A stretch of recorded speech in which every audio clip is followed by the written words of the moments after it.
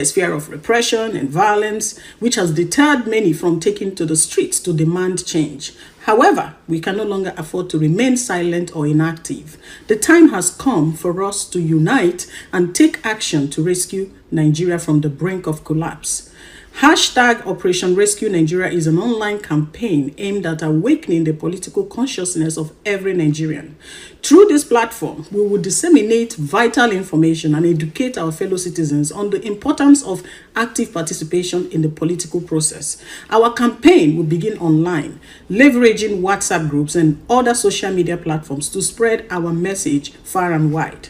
Our aim and objectives are awareness and education to inform and educate Nigerians about the current state of the nation, the root cause of our economic challenges, and the role of governance in shaping the future. The next is mobilization, which is to unite Nigerians from all walks of life, encouraging active participation in the political process and fostering a sense of solidarity and collective responsibility. Next is advocacy for change. The advocate for good governance, transparency, accountability, and policies that prioritizes the welfare of the Nigerian people. Next is peaceful protest. To organize peaceful online and offline protests, amplifying our collective voice and demanding meaningful change from our leaders. The next is empowerment. To empower citizens with the knowledge and tools necessary to hold their leaders accountable and to actively contribute to the nation-building process. Therefore, we invite you to join us in this crucial movement so that together we can build a nation you'll be proud of for ourselves and future generations. Let us raise our voices, demand change, and work towards a brighter future for our country. Thank you for your commitment to this cause. Together, we will succeed in rescuing Nigeria. So that is welcome back. That is General Oluchi right there, trying to do her thing, and which we have enjoined her to broadcast further to reach out to different segments of the Nigerian populace, which is Operation Rescue Nigeria. She said you'll be seeing much more of other things, and there's letters she had actually sent out which are actually online that you can download and also send to different people. Let's take some of those letters that she sent out, which of course she said you could send this letter to the politicians within your reach, and also the one she sent to Nigerians, which is to show what really the Operation Rescue Nigeria is all about. So let's take that, and then we'll go to other things that are here. She said, "Wake up Nigeria, it is time to hold our leaders accountable." Happening today, June 7, 2024. And she said, "Dear fellow Nigerians, it is time to rise from our slumber and recognize our power as the people of Nigeria. Our leaders are meant to serve us, not exploit us. But too often they forget this simple truth. We cannot afford to be passive spectators while our country suffers from corruption, injustice, and incompetence. It is our duty to hold our leaders accountable for their actions or lack thereof. We must demand transparency, honesty, and competence from those in power. We cannot sit idly by while they betray our trust and neglect their responsibilities. Let us remember the power lies with us, the people. We have the right to question, to protest, and to demand better. It is only by holding our leaders accountable that we can build a brighter future for Nigeria. So let's stand together, raise our voices, and demand the change we deserve. Our country's future depends on it. In solidarity, a concerned Nigeria. Hashtag Operation Rescue Nigeria. This is the one that she brought about, which is on her timeline. You can always get it there so that you know what this is all about. And she also have the one that she sent for the politicians. And this one is the one that goes for the politicians. So we are writing to remind you of your solemn duties to the people of Nigeria. The citizens entrusted you with power not for personal gain, but to serve and uplift the nation. It is disheartening to witness the neglect of your responsibility while the people suffer. We remind you of your campaign promises. Promises of progress, prosperity, and justice for all. Yet, many are still deprived basic necessities like clean water, education, and health care. Your duty is not just to rule, but to govern with integrity and empathy. The people deserve transparency, accountability, and decisive action. Your actions should reflect the welfare of all citizens, not just a privileged few. Remember, the power you hold is not permanent. It is borrowed from the people, and they will demand it back if you all fail to honor your obligations. The citizens also have duties to hold you accountable, to demand justice, and to participate in the democratic process. We urge you to prioritize the needs of the people over personal interests. Fulfill your promises and enact meaningful reform and restore trust in governance. The future of Nigeria depends on your actions today. Sincerely, well-meaning Nigerians. Hashtag Operation Rescue Nigeria. This one it is. Let's get the discussion on, as Oluchi has stated, it's very clear, well-read, and everybody understands it. One for the citizens and one for the politicians. So let's just get your take on this operation, hashtag Operation Rescue Nigeria. Just few words on this so that we can move on to other persons on the Zoom. Well, basically, this is a welcome initiative, because as Nigerians, it is our duty to actually hold our leaders accountable, right? We need to make sure that the policies that they enact is actually beneficial to the common man. So kudos to Field Marshal Oluchi for this initiative, and we're going to be solidly behind her. Hopefully we get to see reforms and changes from this particular movement, and we're enjoying all Nigerians to give her all the support that is necessary. Yes, it is not just about her. That's why she said a concerned Nigeria, and she also I will also advise people to go to her timeline, both on X, where she posted even a link for people to get certain information that is very, very important. And when you go there, as it is on the screen, you will see where she, details the activities, tasks, and all of those things, the expectations of the citizens to participate in all of this. So let's have just a very few quick word on this Operation Rescue Nigeria from you, Otto. Yes, at every point in time, there has to be somebody who galvanizes the voice of the Nigerians and then takes the front seat. And that is what we are seeing here today. And I'm very much particular and happy about this, because this is what actually the Obidient Family Cooperative Society can achieve on the long run. By virtue of the structure, we can, intensify this and escalate it to the highest level where it can get to. So yeah, very nice one. And then of course, being an advocate, being the face for this advocacy at this point in time is very, very important and timeless. Okay, let me quickly, before we get to the people on Zoom, bring this very next thing that we have due to the time and the network issues we're having here. The Nigerian Governors Forum today just rose from their meeting and declared that they may not be able to pay certain amount as salaries if it turned back to them. And that is a declaration. Not minding that they came out, said, oh, 60,000 naira is not okay. I mean, they should, I think they opted for 70,000. They opted maybe 10,000 naira addition to it. And they are expecting that is what this tripartite committee is going to come up with. But I guess it has gone beyond the tripartite committee, because they have passed the budget, the expectation to Chief Bola Tinubu to deliberate on. But I want us to look at it from the perspective of these governors, because they end up being the people who are going to pay much more salaries within their states, probably through the allocations of FAC, that is the federal allocation that they get from Chief Bola Tinubu, which boils into billions and all of that. Do you think that they have the interest of their state or their citizens at heart by their assertions saying that they may not be able to pay because they don't have the money. Are you saying the billions that they collect every month from Tinubu or from FARC is not enough to pay salaries in the state and deal with their other things?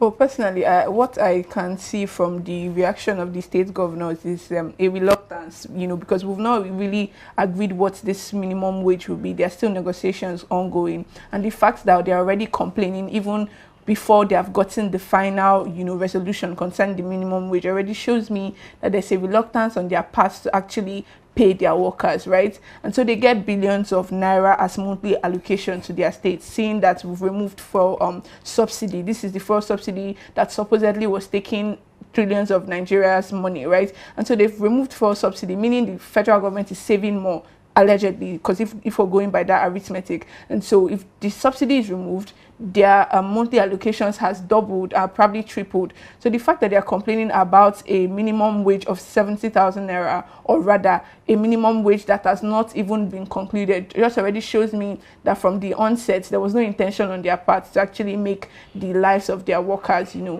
considerably yes. easy. Let's quickly get to the Zoom before we come back here. Let's take Basi on Zoom.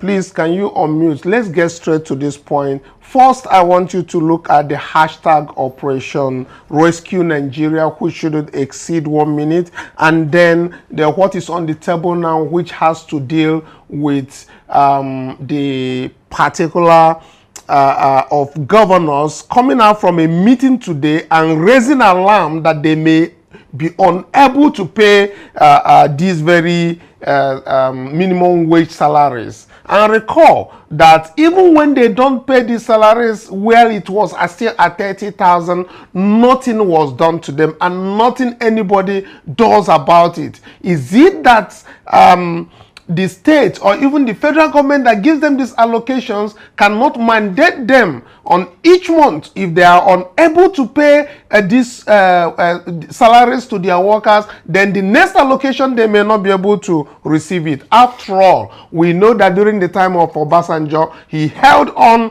to the allocations to Lagos State and nothing happened. Please, let's have your take on this.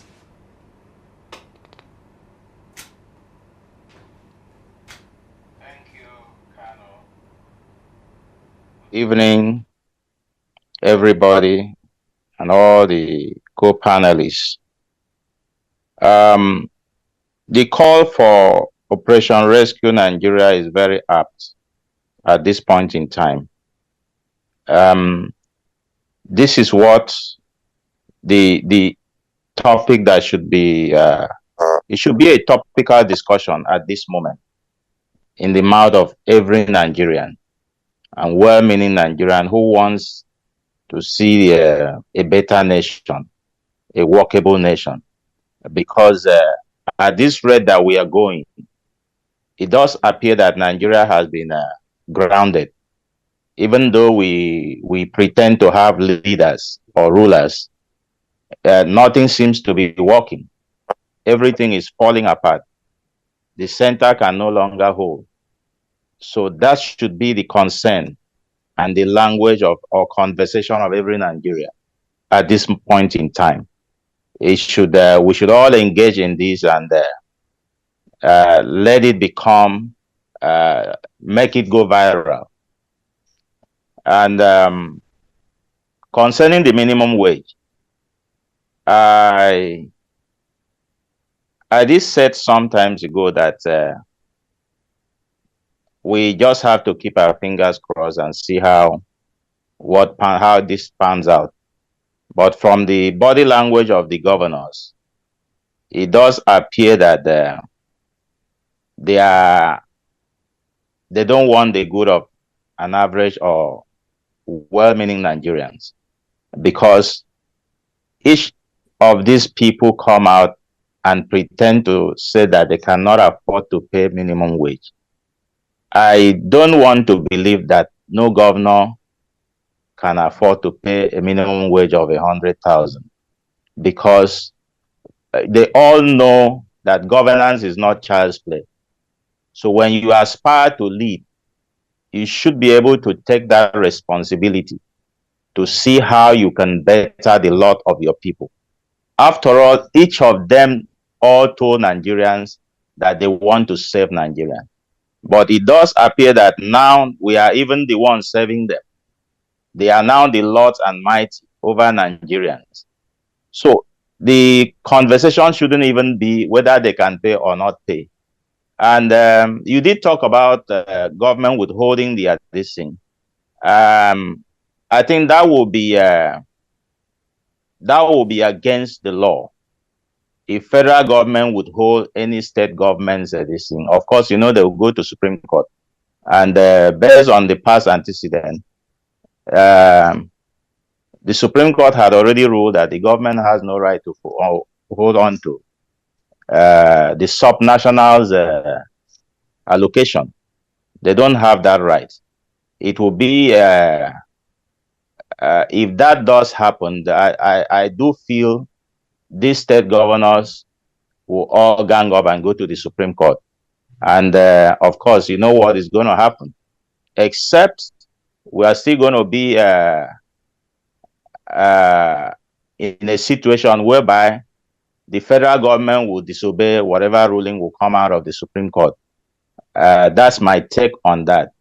And then as per the conversation about animal and human being, that clearly tells you the quality of representation we have in the National Assembly. Because when people begin to equate animal with human being, it shows you the level of the quality of their IQ or the quality of their reasoning. Yeah. So it's just unfortunate that this is what INEC has foisted on Nigerians, because most of those guys there did not even win the election, but they were pronounced by INEC, so they found themselves there. The best candidate didn't win the election. The most popular candidate didn't win election. So these guys were foisted on Nigerians, and that is the representation we are seeing at the National Assembly. Thank you. All right, thank you, Basi. Let's quickly, our time is really going, and let's take your take, Lord K, quickly, and then we move to Prince Mark Etan.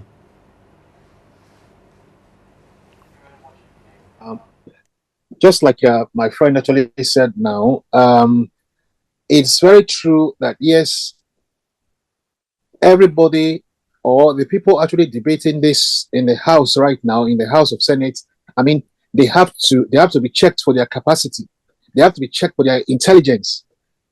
It's very, very abnormal for a country as big as Nigeria to have these entities in their as their leaders. This is a country that have intelligent people around the world. I mean, government of other countries pick Nigerians to handle key positions everywhere they are. But in Nigeria, we allow fools. We allow, oh man, let me not go there. So with the letter you actually showed before, I am in serious support for that letter, and we as the Obidient family, we are going to push for that as well. We are going to push that letter to every crew and Kanu we can actually come across. It should be something that every Nigerian should hear and know about. Let them know their rights, because we know that we didn't actually select or elect this 10th Senate. They put themselves there, all by the help of the Mahmoud, is it Mohammed or whatever it's called? That should not be should not be a free man anymore in that country, Nigeria. But what can we do? In Nigeria, everything is possible, because from the head, they say when the head is rotting, what do you expect from the body? Thank you very much. Thank you very much, Lord K. Spring time, can you unmute and give us your take on this?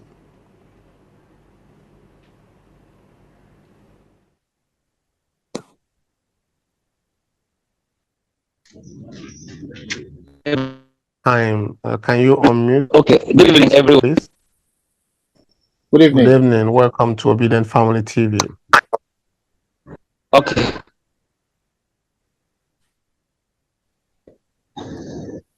Okay.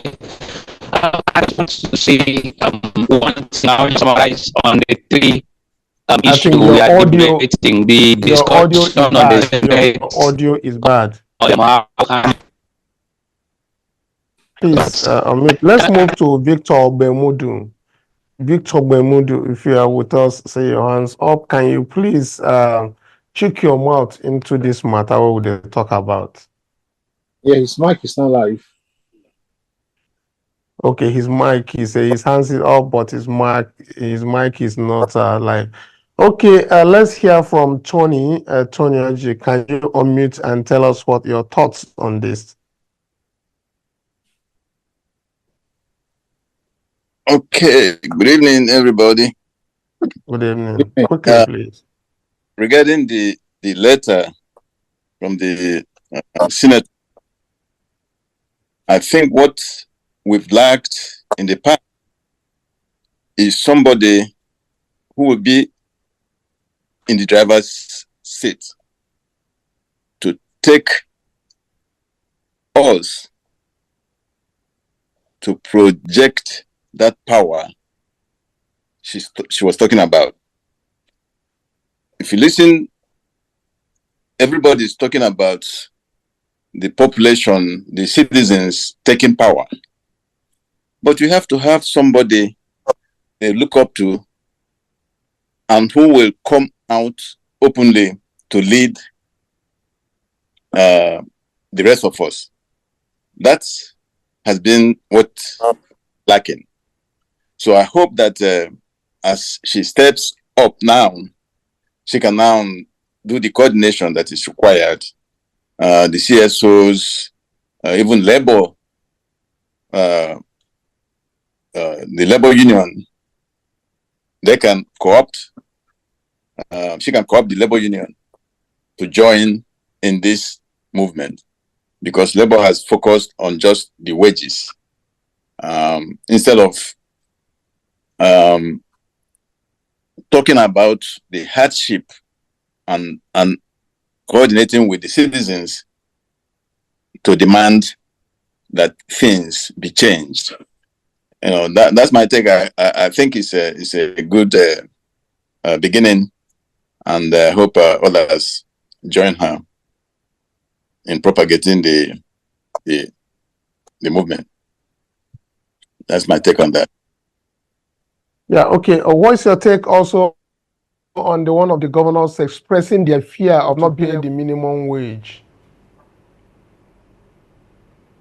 It has been the case. Like you mentioned, nothing happens when they refuse to pay the minimum wage. The 30,000 of last time, many of them refused to pay. But what is happening within the states is that they employ redundant people just roaming around some of the offices. Some don't show up for work, some 2 or twice a week, and you have to pay them. If you have efficient workforce, people who actually do the work, you can afford to pay them because they produce. But when you hire people, it's like the Rivers State former governor, when he was leaving office, hired 10,000 people. You know, some of them almost close to the age of retirement. That tells you that when you hire all these people, the money will not be around, available to pay all of them. I think that's happening in the States. All right, thank you so much. Thank you. He's on Sunday. Can we get your own opinion on this? He's on Sunday.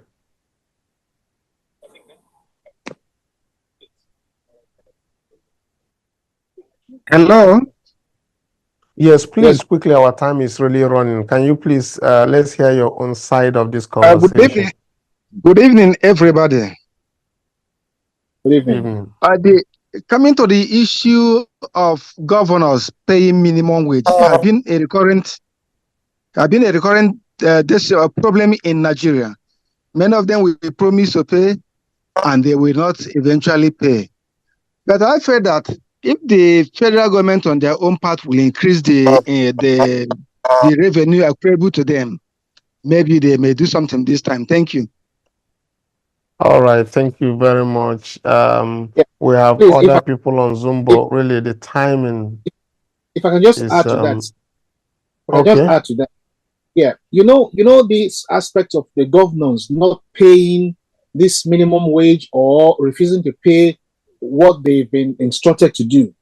You know the plan. You know what they actually do. This money they are refusing to pay is what they now keep for their election for the next term.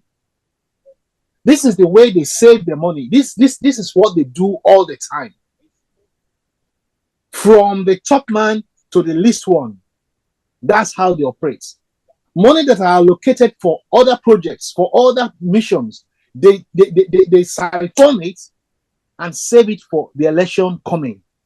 This is where they get the money from. That they now share at the end point. And then you see fellow Nigerians being happy. Oh, I got 5,000. Oh, I got 10,000. Oh, I got 15,000 to go and vote. They buy your votes with this money. Your salary that is supposed to be paid to you, they use it to buy your vote at the end.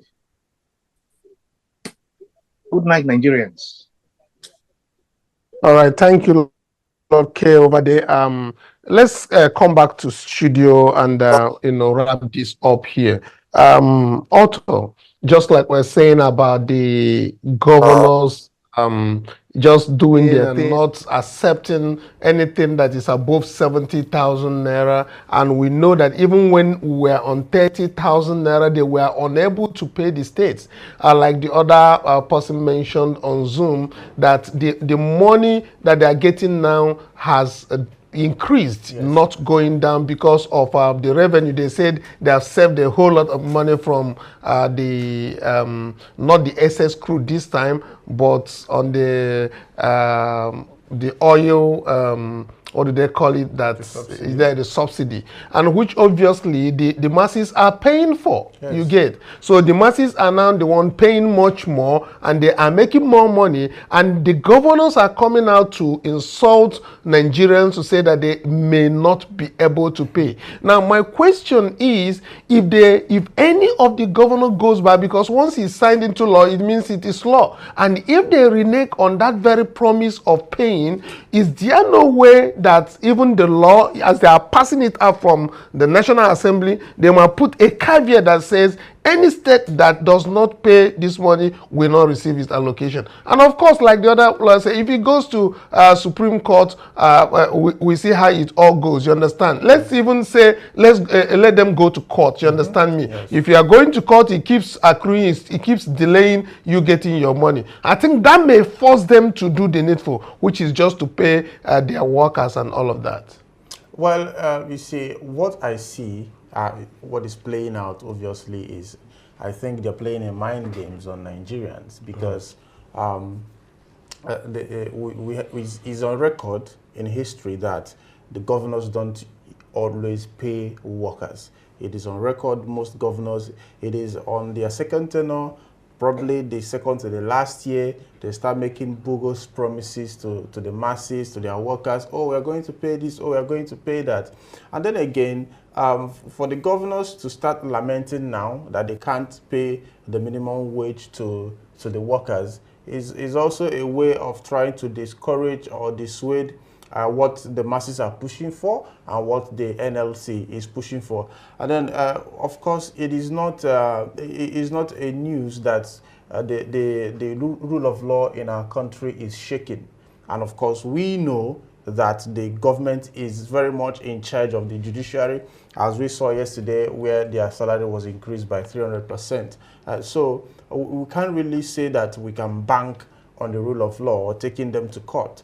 We have to, as it stands now, we have to, hope and pray first, let's see the amount that that Nigerians will accept, and then we now face it. I think let's get to the bridge, and then we let's can see now what NLC comes out with in the final day of deliberations, and that would say a whole lot, and that will speak volume in what is going to play out in the coming days. And of course, so what these governors are doing, they're actually preempting, you understand, a kind of a subtle threat. They are using their body language to try to influence what our perception as Nigerians, and you know, we can say, oh, governor no get money, or they don't really have money to pay, and then NLC be like, the governors are complaining. So I think they want to, I see them as working in unison with the federal government. You know, I don't think they're acting on their own, but I know that they are trying to influence the outcome of that negotiation. Yes, what is going to come. That's what they're trying to do. That's what they are going to come. And again, let's. I want to bring something of which happens. I should have brought at the beginning of this.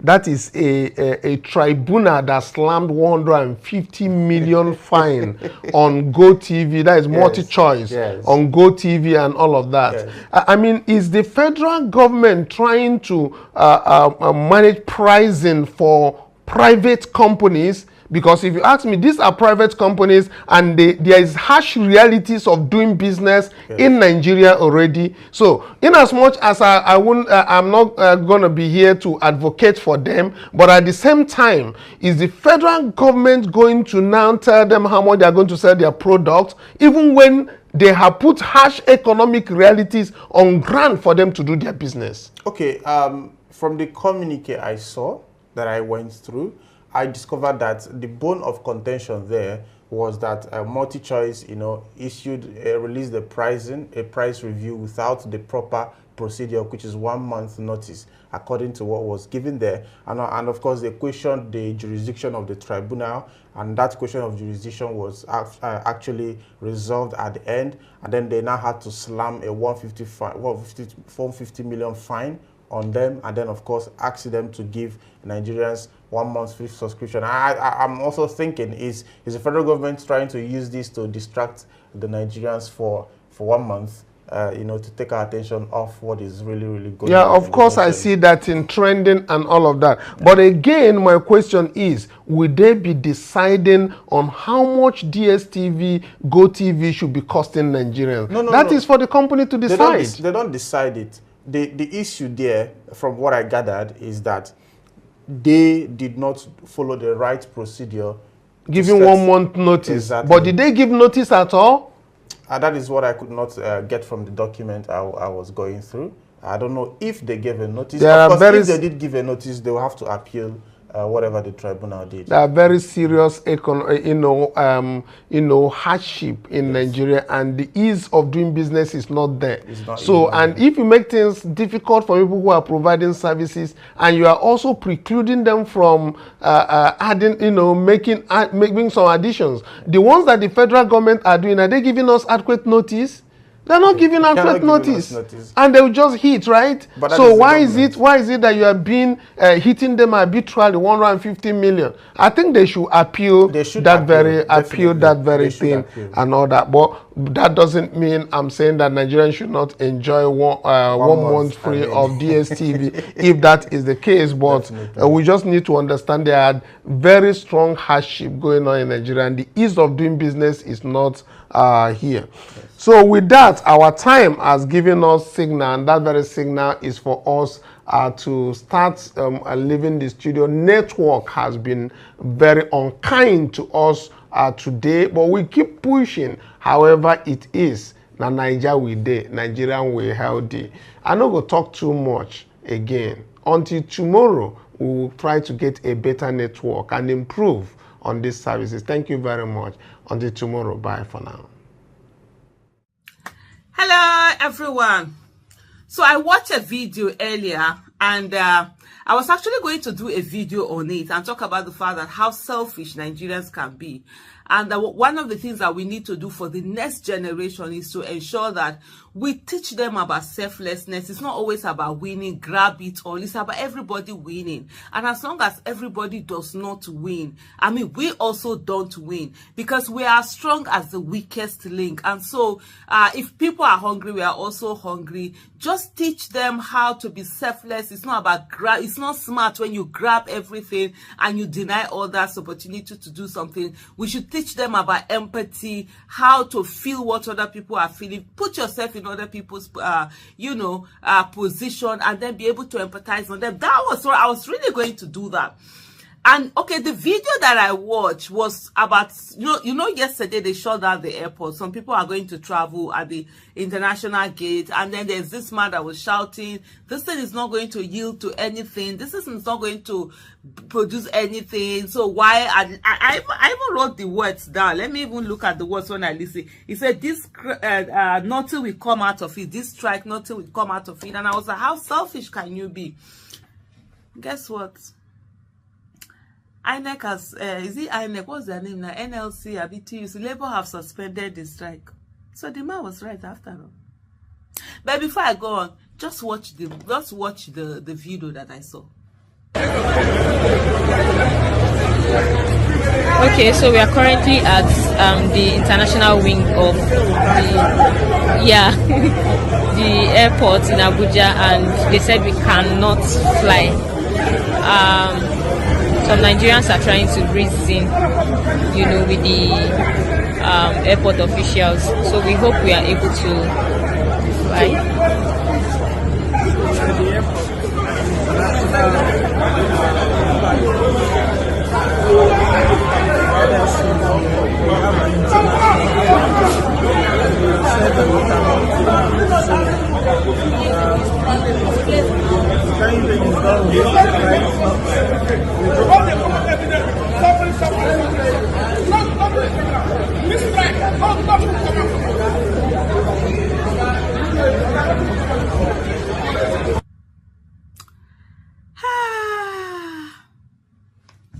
He was right after all.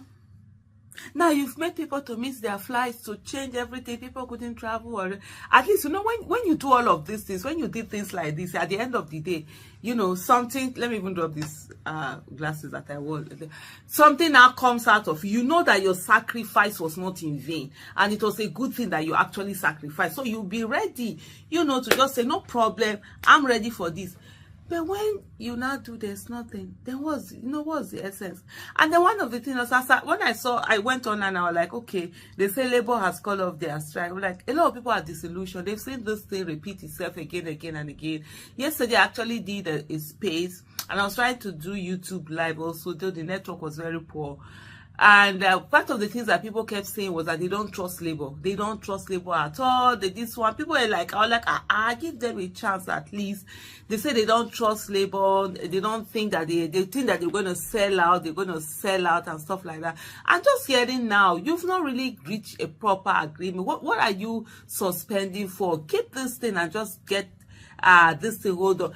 I'm supposed to use the airport, like I think on Thursday.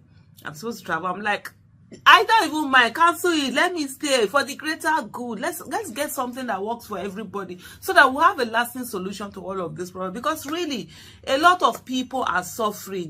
This minimum wage, what government is paying, how can somebody be earning, if somebody is earning like 60k in a month, 30k, there are some who will get that basic, that's what they get. Some don't even get up to that. It's really crazy, and it's not as if you are providing the person with food, shelter.